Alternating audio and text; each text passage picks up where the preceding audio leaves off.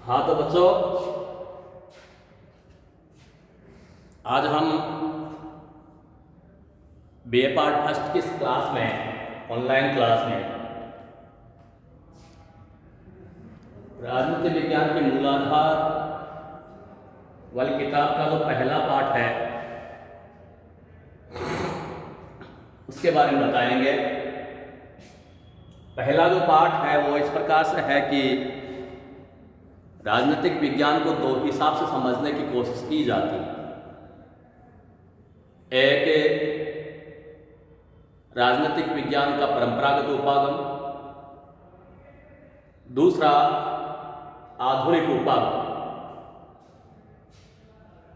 इन दो उपागमों में क्या अंतर है वो भी हम आपको बताएंगे। तो यहाँ आज का जो टॉपिक है वो राजनीतिक विज्ञान का परंपरागत उपागम। परंपरागत उपागम का मतलब यही है कि राजनीतिक विज्ञान को समझाने के लिए, राजनीतिक विज्ञान को जानने के लिए या राजनीतिक विज्ञान का विश्लेषण करने के लिए जो शुरुआती प्रयत्न हुए थे, प्रारंभिक प्रयास किए गए थे, उन्हें ही परंपरागत उपागम के इस नाम से जानते हैं। या शॉर्ट में, राजनीतिक विज्ञान को समझने के लिए जो शुरुआती प्रयास किए गए थे यही परंपरागत उपागम है। अब परंपरागत उपागम के समर्थक विचारक ये मानते हैं कि राजनीतिक विज्ञान का जो संबंध है वह संस्थाओं से है। तो राजनीतिक विज्ञान में इन्हीं संस्थाओं का अध्ययन करना चाहिए। जो विचारक इस प्रकार के हैं उसमें गार्नर है, बलंसली है, लेकोक है, सीले है, पाल जेनेट है, एडम गिलक्राइस्ट है, और भी कई हो सकते हैं। तो ये विचारक ये मानते हैं कि राजनीतिक विज्ञान का जो संबंध है वह संस्थाओं से। सबसे पहले ये मानते हैं कि राजनीतिक विज्ञान में केवल और केवल राज्य का अध्ययन होना चाहिए, क्योंकि राज्य में ही सभी संस्थाएं फलती हैं, फूलती हैं, वे राज्य से सुविधा प्राप्त करती हैं। इसलिए हमें राजनीतिक विज्ञान में केवल और केवल राज्य का अध्ययन करना चाहिए। इसमें गार्नर ये कहता है कि राजनीतिक विज्ञान का आदि और अंत राज्य के साथ होता है। बलंसली यह बताता है कि राजनीतिक विज्ञान वह विज्ञान है जिसका संबंध राज्य से है और उसकी परम आवश्यक प्रकृति, आधारभूत स्थिति तथा विविध स्वरूप एवं विकास को समझने का प्रयास करता है। तो इसमें राज्य को तवज्जो दी जाती है। राज्य क्या है, राज्य का विकास कैसे हुआ है, उत्पत्ति कैसे हुई है, इन बातों के ऊपर ही जोर दिया जाता है। तो सबसे पहले तो हम ये मानते हैं कि साहब राज्य क्या है।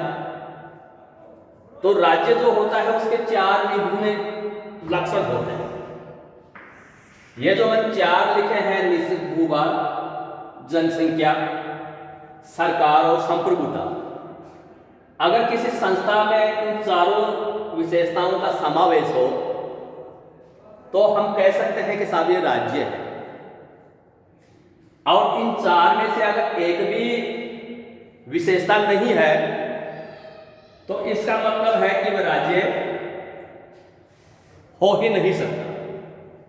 तो सबसे पहले तो यह है कि उसका एक निश्चित भूभाग होता है। निश्चित भूभाग का मतलब यह है कि उसकी सामुद्रिक सीमाएं होती हैं, समुद्र नहीं हो तो उसकी भौगोलिक स्वरूप होता है जो उसकी सीमाओं को अन्य देशों से विभाजित करता है। अब भूभाग कैसा होना चाहिए? प्रत्येक देश का अलग अलग भूभाग है, कहीं पानी ज़्यादा है, कहीं पहाड़ ज़्यादा है, कहीं रेत ज़्यादा है, कहीं की ज़मीन प्रोडक्टिव है, कहीं की ज़मीन अनप्रोडक्टिव है, कहीं खनिज ज़्यादा है, कहीं खनिज कम है। मगर जनरली वही स्टेट भूभाग की दृष्टि से सक्षम माना जाता है जिसके पास सब कुछ हो, खनिज भी हो, पानी भी हो, नदियाँ भी हो, समुद्र सीमा भी हो और अच्छी मरुभूमि हो। तो सबसे पहला यह है कि उसका एक निश्चित भूभाग होता है। जैसे और उसके बाद में आती है सब जनसंख्या होनी चाहिए। लोग रहेंगे, बिना जनसंख्या के किसी भी सिस्टम की कल्पना नहीं की जा सकती, ना परिवार की, ना समाज की, ना राज्य की। अगर जनसंख्या मानव ही नहीं रहेगा तो फिर संस्थाओं के निर्माण का औचित्य क्या है? इन संस्थाओं की रचना मानव के द्वारा ही की जाती है। मनुष्य अपनी सुविधाओं को दूर करने के लिए कई चीज़ों का निर्माण करता है, कई संस्थाओं का निर्माण करता है ताकि उसका जो जीवन है वह बेहतर हो सके। उसने परिवार बनाया, उसने समाज बनाया और व्यक्तियों ने ही राज्य का निर्माण किया है। तो यह है कि इसकी जनसंख्या कितनी होनी चाहिए। अब अगर हम प्राचीनता में जाएं तो ये प्लेटो ये कहता है कि एक आदर्श राज्य की जनसंख्या 5040 होनी चाहिए। रूसों के पास जाते हैं तो रूसो ये कहता है कि आदर्श राज्य की जनसंख्या मैक्सिमम 10,000 होनी चाहिए। चूंकि उस वक्त प्रत्यक्ष प्रजातंत्र का जमाना था, यूनानी नगर राज्यों का जमाना था, 2,500-3 हजार साल पहले विश्व की जनसंख्या भी बहुत ज़्यादा नहीं थी, तो हो सकता है कि उनके लिए आदर्श हो। मगर आज जहाँ विश्व की जनसंख्या चाइना और इंडिया की अगर जनसंख्या देखी जाए तो दोनों की जनसंख्या मिला के 2.5 अरब के आसपास है, 2.5 अरब से ऊपर है। तो आज की जनसंख्या लाखों से लेके करोड़ों से लेके 100 करोड़ से ज़्यादा हो रही है। तो निस्संदेह है ये जो प्लेटो और ये जो रूसों का कथन है वो स्वीकार नहीं किया जा सकता। तो इसमें बैलेंस जो विचार व्यक्त किए थे अरस्तु ने किए थे। अरस्तु ने कहा था कि राज्य की जनसंख्या इतनी ज़्यादा नहीं होनी चाहिए कि वह राज्य के ऊपर भार बन जाए या राज्य उनकी आवश्यकताओं की पूर्ति ना कर सके, और इतनी कम भी नहीं होनी चाहिए कि राज्य को जब उन संकट में हो तो उनको सैनिक नहीं मिल सके, उनको टीचर नहीं मिल सके, उनको डॉक्टर नहीं मिल सके, उनको किसान नहीं मिल सके। तो यानी कहने का मतलब है कि अरस्तु ने कहा था कि जनसंख्या इतनी होनी चाहिए कि राज्य उनकी आवश्यकताओं की पूर्ति कर सके और इतनी ज़्यादा भी नहीं होनी चाहिए कि वह उनके ऊपर भार बन जाए। अब तीसरी विशेषता यह है कि सरकार, अब सरकार का मतलब यह होता है कि वह एजेंसी, वह अभिकरण जिसके माध्यम से राज्य अपनी इच्छा को मूर्त रूप देता है उसे सरकार कहा जाता है। बिना सरकार के राज्य की कल्पना नहीं की जा सकती, वह अराजकता में बदल सकता है, सिस्टम भंग हो सकता है। अतः एक आदर्श राज्य में एक आदर्श सरकार का होना जरूरी है। सरकार के माध्यम से ही राज्य अपनी इच्छा को पूरी करता है, अपनी नीतियों को लागू करता है, अपने दर्शन को रखता है। अब चौथी जो विशेषता है वो एक निराली विशेषता है जिसे सोवर्ज नीति कहा जाता है, हिंदी में जिसे संप्रभुता कहा जाता है। अब ये संप्रभुता है, ये दो प्रकार की होती है, एक इंटरनल, एक एक्सटर्नल। आंतरिक संप्रभुता का मतलब यह है कि राज्य के अंदर रहने वाले सभी व्यक्ति, सभी संस्थाएं, सभी संगठन, सभी संघ कि राज्य के अंडर में रहेंगे, राज्य की विधि को मानेंगे, राज्य के कानूनों को चुनौती नहीं देंगे, समानांतर सरकारें नहीं चलाएंगे। दूसरे शब्दों में कहा जाए कि राज्य के अधीन रहने वाले सभी व्यक्ति, सभी संघ, सभी संस्थाएं, सभी समाज, सभी परिवार वो राज्य के आदेशों को मानेंगे, राज्य को चुनौती नहीं देंगे। और राज्य को अगर चुनौती देंगे तो राज्य उनको सजा देगा। तो इसकी आंतरिक संप्रभुता है।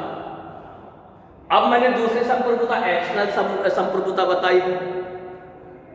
तो एक्सटर्नल जो संप्रभुता है वो इस विचार के ऊपर आधारित है कि अंतरराष्ट्रीय क्षेत्र में राज्य मनमोजी है। मनमोजी का मतलब अपनी इच्छा का मालिक है। अंतरराष्ट्रीय जगत में वह किसी भी अंतरराष्ट्रीय जगत में राज्य मनचाहा आचरण कर सकता है। वहां उसको रोकने वाला, उसको टोकने वाला, उसकी राह में बाधक बनने वाला कोई भी नहीं हो सकता है। वह किसी भी देश के साथ युद्ध कर सकता है, शांति कर सकता है, राजनयिक संबंध स्थापित कर सकता है, राजनयिक संबंध भंग कर सकता है। तो यानी कहने का मतलब है कि उसके ऊपर अंतरराष्ट्रीय बिरादरी में उसके ऊपर किसी भी प्रकार का अंकुश नहीं लगाया जा सकता। यही संप्रभुता है। तो जो सोवर्जिनिटी वाली जो चौथी विशेषता है ना, ये विलक्षण विशेषता है। यह है जो उपयुक्त जो तीन विशेषताएं हैं, निश्चित भूभाग, जनसंख्या, सरकार, इसे अलग है। संप्रभुता राज्य की सर्वोच्च स्थिति है। वह इंटरनल रूप में आंतरिक रूप से अपने यहाँ रहने वाले सभी को निर्देशित करता है। भले कोई धर्म ग्रंथ हो, भले कोई धार्मिक गुट हो, भले कोई आर्थिक गुट हो, भले कोई भी हो, एक ए से लेकर जेड तक सभी को राज्य की इच्छा को माननी ही पड़ती है। और अंतरराष्ट्रीय जगत में राज्य मनचाहा आचरण कर सकता है, किसी के साथ दोस्ती कर सकता है, दुश्मनी कर सकता है, युद्ध कर सकता है, संधि स्थापित कर सकता है, या वैश्विक मामलों में वो तटस्थ रह सकता है। तो बच्चों आज यही है, इतना ही है। और उसके बाद में कल हम आपको ये बताएंगे कि राज्य की जो उत्पत्ति के जो सिद्धांत हैं वो कौन कौन से हैं, राज्य की उत्पत्ति कैसे हुई है, किस सिद्धांत को प्रमाणिक माना जाए। तो इसके संबंध में कई सिद्धांत हैं, तो उनकी हम व्याख्या करेंगे। और उसके बाद में हम बताएंगे कि कुछ लोग ये मानते हैं, जैसे लीको कोर्सिले है, वो बताते हैं कि साथ राज्य की का अध्ययन नहीं, सरकार का अध्ययन होना चाहिए। बाद में कुछ विचारक इस प्रकार के होते हैं, वो ये मानते हैं कि दोनों का ही अध्ययन होना चाहिए, क्योंकि राज्य और सरकार एक दूसरे को पूर्णता प्रदान करते हैं। तो ये जो शुरुआती क्लास है, आज पहला पाठ का पहला दिन था, और जो सेक्शन ए है उसको हम थोड़ा धीरे पढ़ाएंगे क्योंकि आप फर्स्ट ईयर में हो। इसकी थोड़ी जो भाषा शैली है वो भी बहुत ज़्यादा साहित्यिक नहीं है। तो आप किताब पढ़िए, खरीद लीजिए, ऑनलाइन क्लास को सुनिए और आप मेहनत करते रहिएगा। धन्यवाद।